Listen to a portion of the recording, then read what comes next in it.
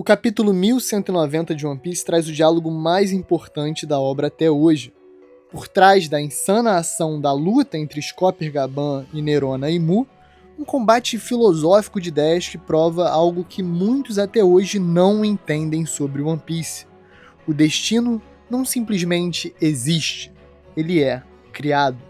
Porque eu, particularmente, ficaria incomodado se depois de mais de 1000 capítulos de história, nos deparássemos com o simples fato de que Luffy é a criança da profecia, que tudo o que passamos era feito para acontecer e pronto.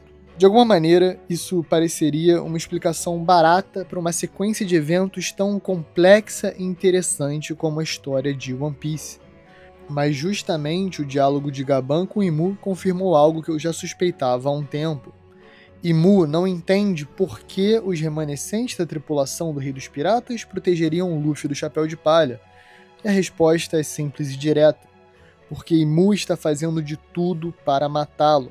Essa é a maior evidência da importância de Luffy. E isso faz muito mais sentido.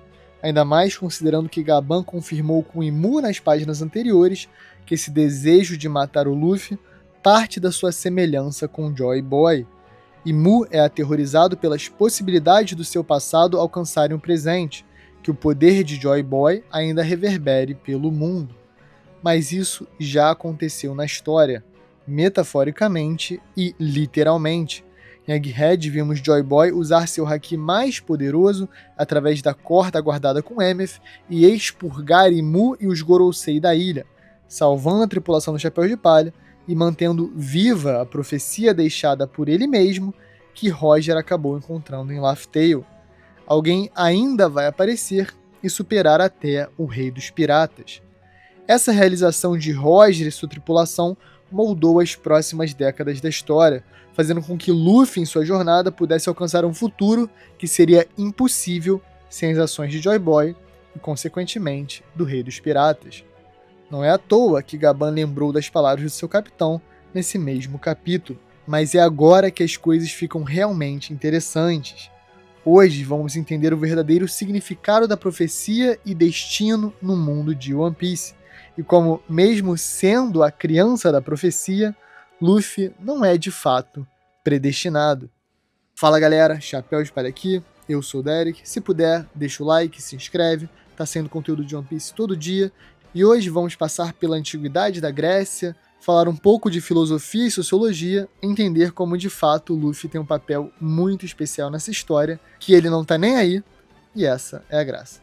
Então, sem mais delongas, meu querido editor Alan, chama a vinheta.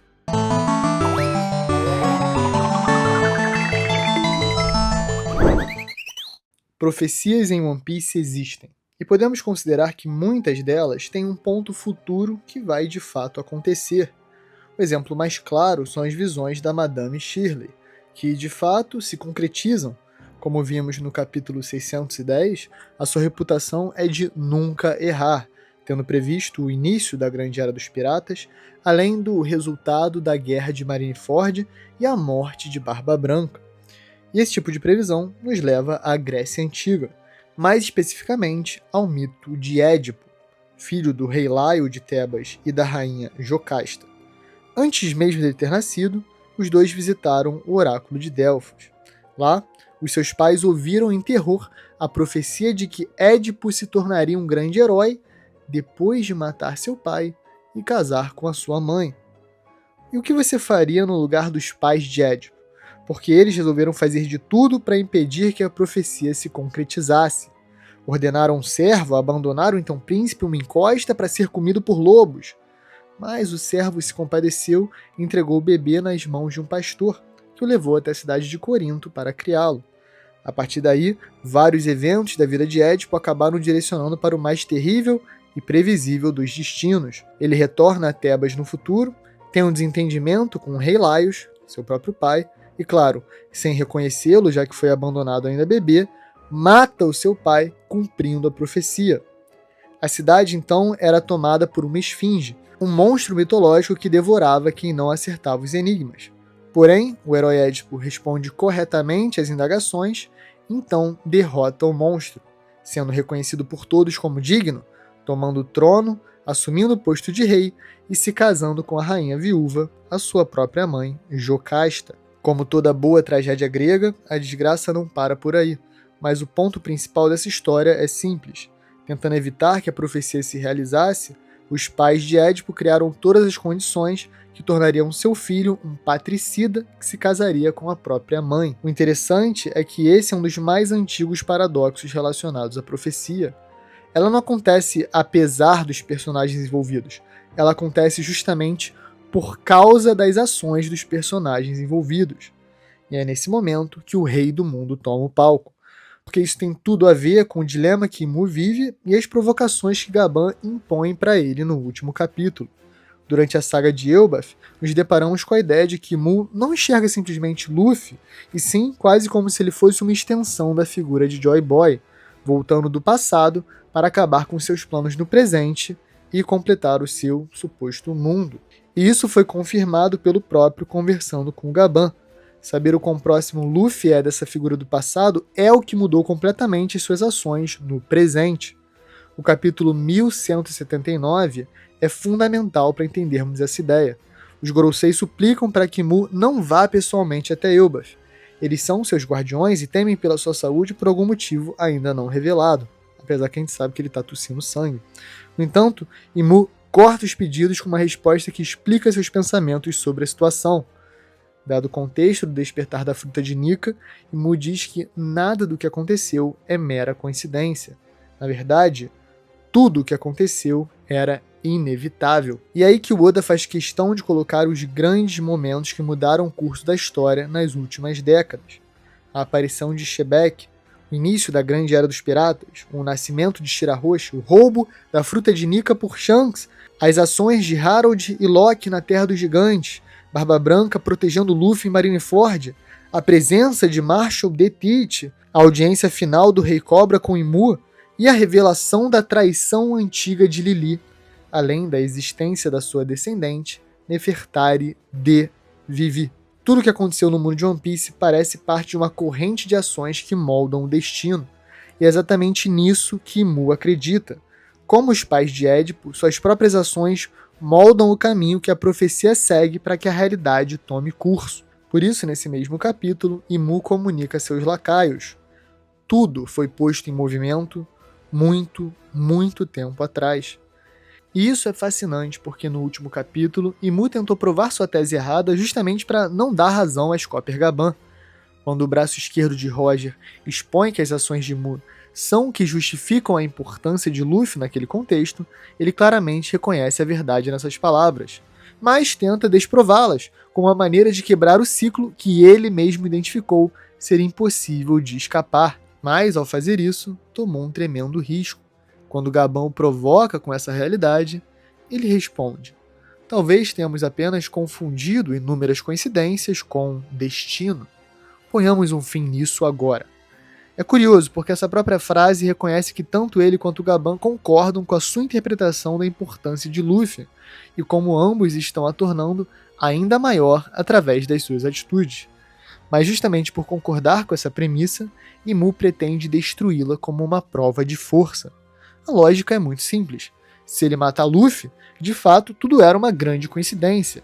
Nada de destino fixo a ser cumprido, nem medo de Joy Boy. Mas o contrário acontece. Gaban agiu e conseguiu salvar o menino do chapéu de palha, provando novamente de que o medo de Imu está sendo justificado por suas próprias ações. A sua própria vontade não para de aumentar a importância de Luffy para o universo. Suas tentativas de destruir a profecia são parte da profecia, o que nos leva ao próprio Luffy e suas ações. Em 1948, um sociólogo conhecido como Robert K. Merton publicou um artigo sobre a tese da profecia autorrealizável. O conceito é simples. As pessoas acreditam que algo vai acontecer e, por acreditarem, elas se comportam de uma maneira que ajuda a criar condições para que a coisa que elas já acreditavam realmente aconteça. De maneira simplória, vamos imaginar uma cidade pequena.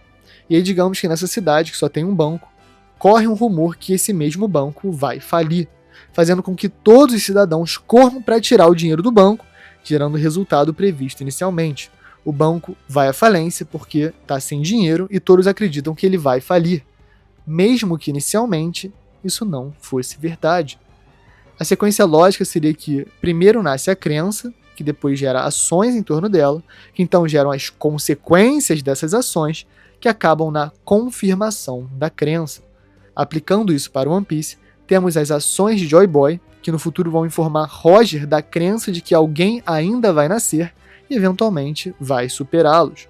Como Gaban explicou no último capítulo, a tripulação do Rei dos Piratas não tinha intenção de seguir cegamente as diretrizes de um homem misterioso do passado, mas sim ver o sonho do seu capitão se realizar.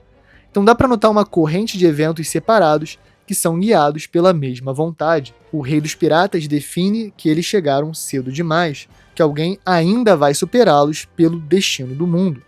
Então, os seus remanescentes começam a agir já baseado nessa expectativa, de que talvez um dia alguém vai aparecer e vai ter as qualidades necessárias para superar Roger. Shanks decide arriscar tudo para proteger a criança que ele deixou comer a fruta mais importante do planeta naquele momento, porque, quem sabe, ele não viria a se tornar o homem que Roger mencionou no passado. Crocus ajuda o Chapéu de Palha em sua jornada através dos Cabos Gêmeos em direção à Grande Rota.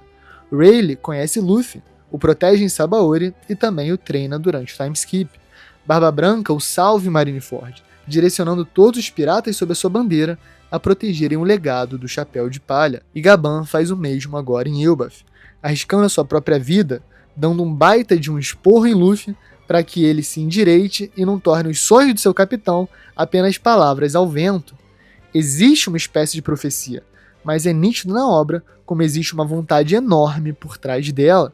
E eu acho fascinante também como os personagens que orbitam esse conceito não são anciões oniscientes, certos de que eles estão agindo da maneira correta. Até porque, como vimos no flashback recente em Elbaf, Gaban chama o Shanks de criança da profecia. Então é muito possível que houvesse a crença em pelo menos parte dos piratas do Roger de que ele estaria falando do próprio Shanks. Além disso, antes de Marineford, muitos acreditavam, inclusive o próprio Roger, que essa pessoa viria a ser o Ace. Mas, no fim de tudo, o indicativo é que é o Luffy mesmo. E como o Gaban pode ter certeza disso? Porque ele está no presente lutando por Luffy contra Imu. Porque Imu saiu de Marijoá temendo que Joy Boy pudesse ter retornado graças aos poderes despertados da fruta de Nika. Pode parecer confuso, mas o capítulo 100 imortaliza as palavras de Roger que podem definir esse conceito. Essas são as coisas que não podem ser paradas. A vontade herdada, o destino de uma era, o sonho das pessoas. Enquanto as pessoas continuarem perseguindo o significado da liberdade, essas coisas nunca deixarão de existir. É realmente incrível perceber como essa frase de décadas no passado e mais de 1000 capítulos antes na publicação ressoam com o presente do mangá e até onde a história chegou. Porque como descrevemos em relação à sociologia, mesmo considerando coisas imparáveis, Roger ainda colocou uma condicional que depende completamente da vontade dos indivíduos. E isso é que as pessoas continuem perseguindo o significado da liberdade. Os filósofos estoicos da antiguidade acreditavam que o universo é governado por uma corrente de causas interconectadas, mas eles definitivamente não acreditavam que suas escolhas individuais eram sem propósito. Pelo contrário, as escolhas são exatamente o que forma essa corrente. Então, voltando um pouco ao Édipo, o destino não aconteceria apesar dos atores que o orbitam, e sim através desses mesmos atores. Cada escolha envolvendo Joy Boy, Imu, Roger, Rayleigh, Gaban, Shanks e, finalmente, Luffy, vai nos levar até o fim dessa jornada, porque cada uma dessas escolhas reverberou numa decisão subsequente a ser tomada. Por isso que é fácil olhar para todos esses eventos no passado e, do alto do presente, pensar que simplesmente era o destino, que Luffy era predestinado a passar por tudo que passou. Mas quantas escolhas tiveram que ser feitas para tornar a realidade mero destino? Acredito que esse é o significado de liberdade que Roger citou, e exatamente isso que o torna imparável. Galera, esse foi o vídeo. Se vocês gostaram, deixa o like, se inscreve. Eu quis fazer esse vídeo porque eu fiquei realmente bem interessado nesse diálogo do Gaban com o Imu, em especial nesse conceito de profecia em One Piece, em como é muitas vezes usado para criticar a obra, mas na verdade eu acho que essas críticas são um pouco míopes, justamente porque elas não contemplam tudo o que está construído na história que se relaciona ao conceito de profecia, e como os próprios personagens que participam dessa história não têm nem certeza do que estão fazendo e estão tomando decisões conforme elas são afetadas pelo passado e pelo presente, de maneiras que fazem sentido. A cereja do bolo é que o Luffy rejeita profecias de maneira muito extrema. Ele não liga para nada e ele segue o seu caminho de liberdade agindo da maneira que ele bem entende. Até o esporro do Gaban bate de uma maneira errada no Luffy, porque ele não considera as coisas que ele falou necessariamente verdade. Ele fica muito mais frustrado e com raiva de estar sendo humilhado pelo Gaban. Isso é um personagem perfeito para cumprir uma profecia, porque ele não tá nem aí para seguir para ela. Diferente do Imu, que lutando para evitá-la, vai gerando as condições para fazer Luffy cada vez brilhar mais. Eu acho que essa é a graça da história de One Piece. Então, comenta aí se você achou uma viagem muito grande ou se faz sentido. Se puder, deixa o like, se inscreve. Estão produzindo vídeo todo dia. Saiu o review do capítulo na sexta-feira passada. Toda sexta-feira pela manhã vai sair o review do capítulo. E é isso, galera. Valeu!